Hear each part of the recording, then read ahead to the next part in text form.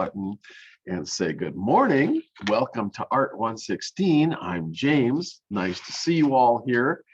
And it's great that so many of you can join me on a Monday morning, because Monday is the death of all of us, I think. I'm sure you understand what I'm talking about here. This is the last week of the quarter. Welcome to week 10.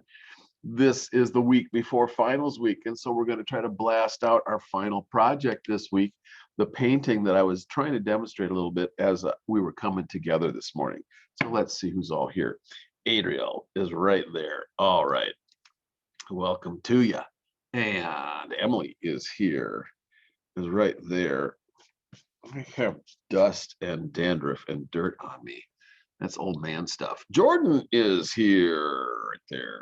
Okay, and Kelsey Hebert, good morning. And Riley's here. Fantastic. Okay, James is here. James never gets a check mark. We just assume that James is going to be here to make the magic happen. And so I shall, and so it will. So what I was doing was trying to fix a few things that were wrong with this painting, because there's always something wrong with a composition. There's always something wrong with a painting. And it is nice and preferable to be able to come in and find and fix the things that are wrong with a painting. In fact, I now see a few more things wrong with it. So let's just dive right back in here and keep talking about this. So I'm going to give you back to the bird's eye view and bring this stuff back in here and fix a few more things. Some of the things that I notice about this painting are stuff that you guys would never notice about this painting. So the way that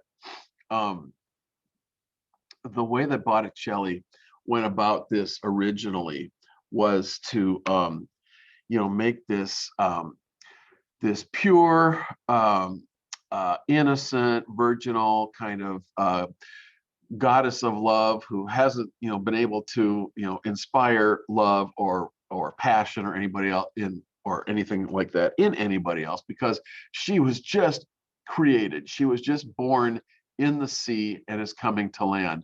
And so all we're looking at is this first formation of this beautiful loveliness. So he's trying to give us this incredibly oval shape of the face, with no hint of any concerns or anything like that. So there's the eyebrows are completely relaxed and completely up, kind of high and relaxed over the eyes, and there's absolutely no marks on the top of the forehead or brow or anything like that, and continues it right up with this oval kind of approach, underneath the hairline too, to really oval out the face just as much as possible. So when I came in here on my interpretation of this, and I was kind of coming in with, fancy either shadows or highlights and doing kind of funky, wonderful moving things in the hair, I was getting some of that stuff going on in the facial features too. I was getting some kind of smile dimple thing happening here in the hollow underneath the cheekbone over here, and I was trying to do some other nasty things just because I was painting fast and I was moving fast. And I just wanted to come back and talk about the composition just in terms of what Botticelli was doing, so that you can see that there are ways of interpreting a piece that would be just a little bit better for you in terms of the artistic interpretation. I suppose I'm living in a world here that is 30 years out of step with your world, and I've got 30 years of experience in terms of the art history and whatnot. But I see, for instance, that I've crowded this part of this eye right here with a little bit of color, because I was quickly throwing in some brush strokes there. So I'm going to try to recreate the whites of the eyes here just a little bit, there and there. And it seems like on Botticelli's painting and even Warhol's interpretation of it, that the corners of the eyes, the whites of the eyes are really, really clear and, unencumbered. And so I wanted to kind of open that back up a little bit. And also, let's see, what color would I like to bring into the eye? Well, we've done a pretty good job of that with the green. I will just bring the green back in just a little bit stronger into the eye here and maybe here. And I'm trying to move that uh, that highlight over just a little bit more. Anyway, I'm trying to get something happening in the eye. And I'm just playing a little teeny tiny bit with some of the highlights on like the lower lip right here, because the highlights kind of give us a sense of that lower lip. Okay, and I still wanted to simplify the sweep of this portion of the cheek right here, because there's a little bump here and a little bump here. Those were just little uh, little brush strokes that I just wasn't really attending to, and paying much attention to as I was doing this. So I'm going to come down here and just do that just a little bit more to try to straighten out or get that curve to be just a little bit more of a curve that's doing the thing that it's supposed to be doing. This is, of course, all open to your guys' interpretation. I think I'm going to come in here with some red and play a little bit in those eyes. Forgive me, but I must. Because the green isn't quite doing it for me in the eyes. So like what Warhol was doing up here in the eyes, he was playing with a little bit of red. I might have to bring a little bit more red back in here into the eye lid and try to just coax a little bit more of an eyelid there. It's a heavy lid and it comes out to there. And I'm going to try to keep that eyelid going, keep the fun going all the way over to here, and even try to redo this eyelid over this way just a little bit. And if I can't, if you can't get it in one stroke, you might be able to get it in a couple of, choppy strokes, something like that. So anyways, there we go. And maybe just a little bit more in here like that. Something. And since we're dealing with red and we do have some lips that we're playing with, maybe my approach to the using green in the lips just wasn't going to do it for me. So I might just do that to try to capture something of what's going on in that lip there, and maybe knock that down a little bit and do that. Okay, so my point is that details in the piece are really important, and the details are going to become your personal expression in the piece. When you vary from the artwork itself, then you're putting in your, personal, your personal interpretation into the piece. And there's nothing wrong with personal interpretation in the piece.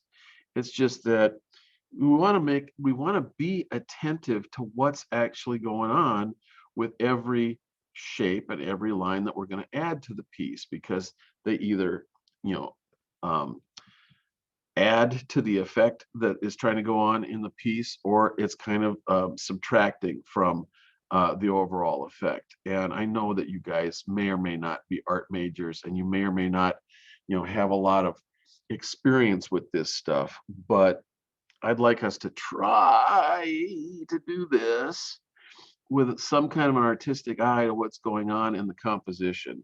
And so when I see all of this shadow in the hair on this side of the face over here, and this big area of shadow that plays out into the highlights in the hair going on over here, then I'm going to try to replicate some of that shadow with my lower key or cooler color that I've chosen. And in this case, it happens to be green, but in this case, it's a subjective color painting. So I don't care if it's wrong or not, as long as I get the color shape and kind of what's going on in that part of the composition taken care of.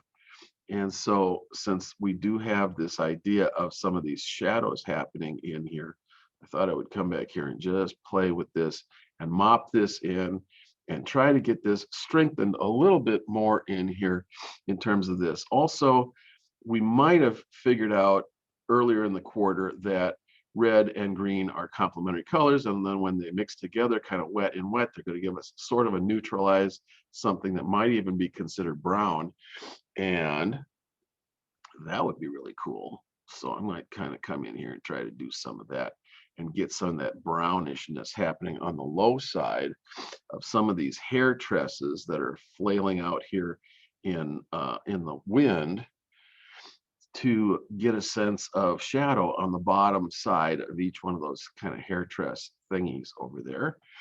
And I'm just going to quit this in just a second and come back to you guys. But since you are tuning in and you want a little bit of instruction, I thought I would provide just a little bit of actual painting instruction, even in the midst of a design class, even though I'm really no painter, as it were. Ask anybody. But I thought maybe I could come back in here with some of this stuff. And I'm working with lots of curving lines, lots of S curves and curving lines, trying to reinforce the idea of these, wonderful uh, ropey, movementy things that are happening in the hair. This is all about sensuality. It's about wind blowing. It's about the underlying, sexuality even of, Venus, the goddess of love. And so, we're playing with all of that kind of stuff underneath all of the rest of it. And I think I might just do this and call it a day. So I was using green and red kind of in this composition to play around with ideas of shading and shadow. I also came back in with the peach color a little bit to try to round out the simplicity and the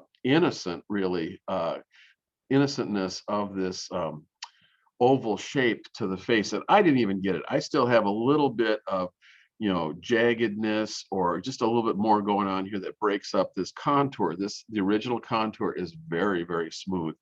So I wanted to tell you guys a couple of those kinds of things, just so that you'd have a little bit more to go on in case you were doing this particular painting. Not that it matters, but when you study the Renaissance and when you look at what Botticelli was trying to do, this was the first female nude. I think it was the first nude really that became at all famous, that wasn't a religious iconic painting that had been done since antiquity, since the Greek and Roman period.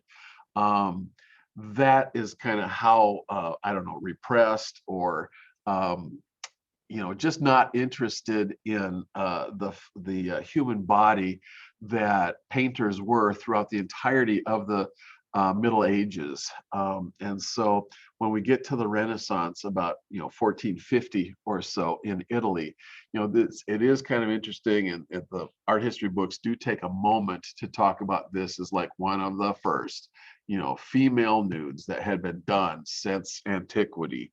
And it was probably done for somebody, in the nobility or something as a commission. But anyway, and it was probably something that, if the rest of society, especially the religious establishment, had been able to talk about, they would have probably frowned upon it quite a bit. But I have really digressed from where we need to be, because we're in design right now. So let's talk about design. We're in the middle of this project. And so I put a whole bunch of these things out on the table outside my door for you to be able to grab and try one or two of them. You can try different ones of them if you want, reinterpreting them with a different sense of color. And this one was done for my afternoon class, so that you guys can see that I used a different set of colors, subjective colors, in the one for the afternoon class than for the one in the morning class. And mostly I'm using a lot of the same colors, but I'm just putting them in different places to see how they might work, in the composition. So the one that I did for you is a lot more close to perhaps the original painting. And then this one over here is a variation on the theme where I was playing with different colors in different places to see what kind of different kinds of effects I could get in there. And I'll probably be painting on this one in the afternoon with my afternoon class today. But anyway, that's the idea of subjective color, is that you can attack these things with your own set of colors. And then as I was working with this one today, you can see that, come back on a second or third sitting after letting your eyes rest for a day or two, and you can see perhaps some of the things that are wrong with it or that you don't like about it or that need changing. And then, when you're painting wet on top of dry, you can almost completely cover up and change anything that you don't like the looks of in terms of how the colors are working together, or in terms of how like individual brush strokes might just be a little bit distracting or not quite work, in the composition. But when we're repainting these masterpieces, it's important to try to hew as closely as possible as you can to the details in the original one, because if you do a slapdash painting over the top of it, then it, like I was showing you, it completely changes the character and the feeling of the piece, especially with the Marilyn Monroe ones. That one is a really easy portrait to take from a beautiful person and reinterpret it as something quite monstrous, something that is a lot more like the Wolf Man. And all you have to do is move just a couple of details in the eyes or around the mouth or something like that, and it's super easy to lose the essence of Marilyn's portrait and go someplace else that's completely has a different feel to it. And it may be an unintended consequence. It also might be something that you find to be really interesting if you wanted, as an artist, to explore ideas of beauty or ugliness in compositions, because it's just weird how moving a detail just a little bit, one way or another, or covering it up or making it larger, changes everything. You change the proportions, you change something, and it changes all of the other relationships in the composition. So I'm not trying to freak you out or anything. That's just how art works. That's why we practice over and over and over again, trying to figure out how to accurately render shapes and proportions, values, and colors, so that we have some control over the kinds of mark making that we're doing, and ultimately control over the content that we're able to communicate out to the viewer when they view our artwork. The choices that we make about color and shape and line have consequences. They are important. That's why it's important to take a design class and to understand, when it's important to be as tight and strict and anal retentive as possible in the execution of your details, and when you can be, just a little bit more loosey-goosey and expressive and playful, in things that are in other parts of the composition that may or may not matter, but that might tend to impart a little bit more freedom to the interpretation in the artwork. So I burned like 20 minutes talking about all that kind of stuff, when mostly, we're working on this week. I'm open to your questions, comments, suggestions, rants and raves about this thing. So please feel free to unmute a mic and ask me a question, or type something in the chat if you don't want to say it out loud or whatever.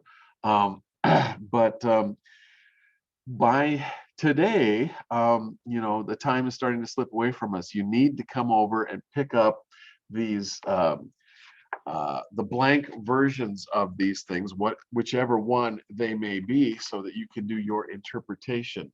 I've had a couple people who've done 2 or more of a previous composition. Here's the Marilyn Monroe one.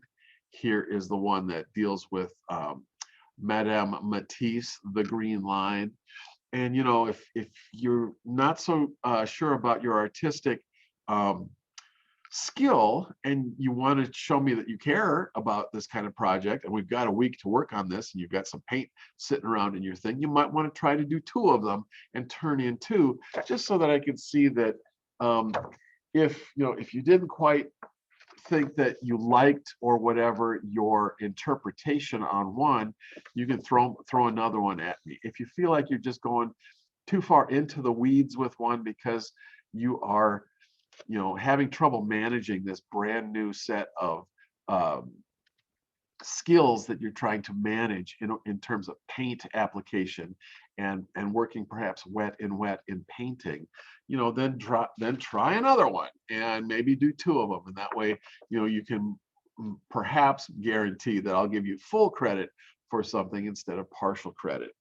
I went through and did a lot of grading, speaking of credit, over the weekend. And so you guys are mostly caught up now with the grading for projects in this class.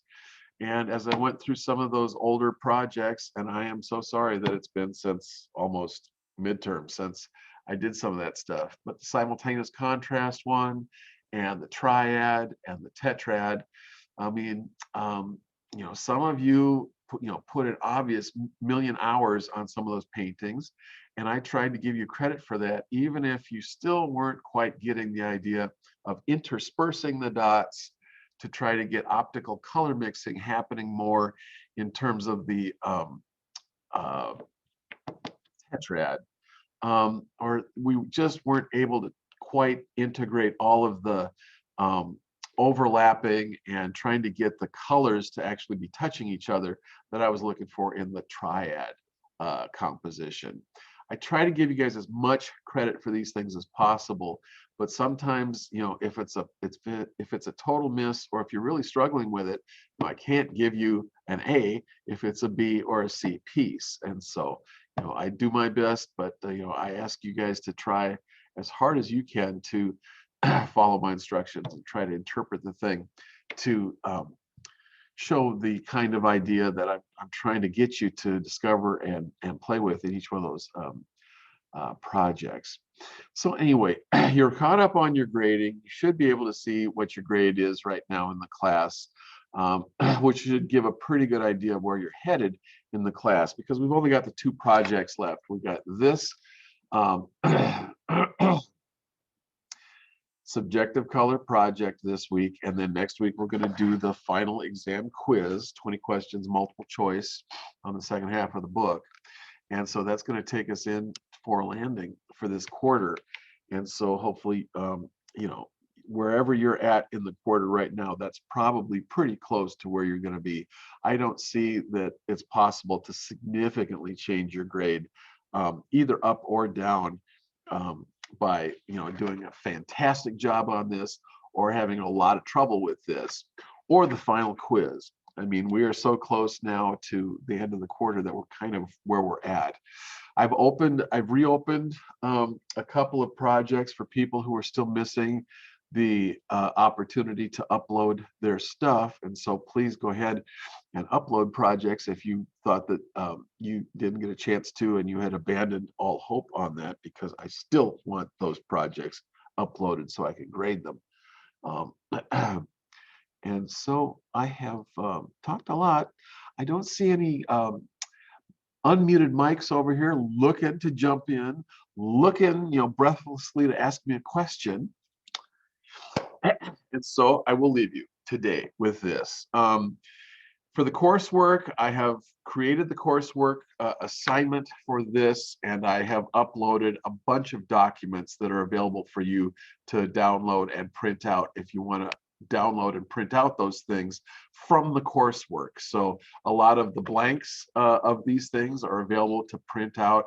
If you have cardstock and a printer at home and can print this out, then you don't have to drive all the way here from a remote location to pick up the hard copies of these things. But we want to try to get the rest of this project done this week and get it ready to turn in. And I would love to talk about these. So if you have something that's partially done by Wednesday and you want some feedback on it as you're trying to finish it and bring it in for landing, that would be fantastic. Also, I'm going to reach over here and grab this thing again. These are also significant paintings that could be also framed and displayed in your home as a possible work of art. So, these things right here can quite very easily be placed into a $10 frame, and suddenly you've done, an homage to Botticelli's Venus, the Birth of Venus. And it's kind of a wonderful little artwork and souvenir of your time here at SWOC and your creativity. So don't hesitate to think of this not only as an assignment in a design class, but also the possibility of a real piece of artwork that you can frame in a $10 frame and throw up on your wall. And suddenly, you've got something that's really nice that would be a lovely decoration for your home and the beginning of your journey as an artist or a designer. So there's that too. I want you guys to know that you have some stake in the game and that this is an important piece that you're working on and not just something to satisfy my vanity for this assignment. Having said all that, I'm going to let you guys go because I don't need to satisfy my vanity by talking anymore about this stuff. So until Wednesday, I guess I will see you guys, and have a good middle of the week and good luck with doing your painting. See you again on Wednesday. Hopefully we'll have something to talk about by then. Bye-bye for now.